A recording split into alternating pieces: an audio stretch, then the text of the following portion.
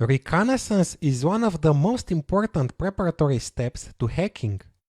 In order to attack a system or a service, a hacker must know the operating system, the open ports, or the service and the application versions that are running on the target host. This is in most cases the first phase of an attack.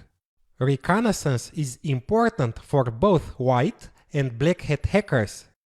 Ethical hackers use reconnaissance techniques to find and then patch vulnerabilities on their own networks or the networks they audit, while black hat hackers use reconnaissance to discover the vulnerabilities of the target that later will be exploited. In the reconnaissance stage, attackers act like detectives, gathering information to deeply understand their targets. Every single detail counts, and the goal is to know the network better than the people who run and maintain it. There are two types of reconnaissance, a passive and an active one. Passive reconnaissance means gathering information about the target without sending any packet to it. You do not interact with the target system in any way.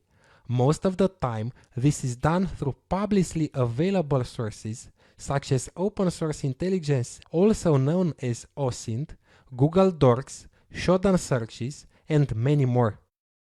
We'll dive deep into Google Docs and Shodan searches in the next lectures. This is, for example, a Google Doc.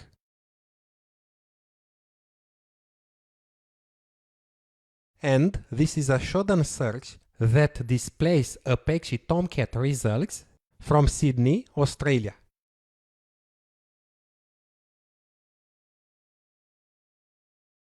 On the other hand, in the process of active reconnaissance, the hacker will directly interact with the target host or network to gain information, which in most cases is more relevant and accurate than in the case of passive reconnaissance. Note that there is a risk of getting detected if you are planning active reconnaissance without permission, and depending on what you do, it can be illegal in some countries. My advice is to never scan networks without permission. The process of reconnaissance is carried out by footprinting, scanning, and enumeration. These three are the sub-processes of reconnaissance and help hackers to build a complete view of the targets. There are a number of tools that are used for reconnaissance and scanning, such as HPing, ARPScan, or NetDiscover. But Nmap is the standard when it comes to scanning. I strongly recommend you to master Nmap if you want to be an effective ethical hacker.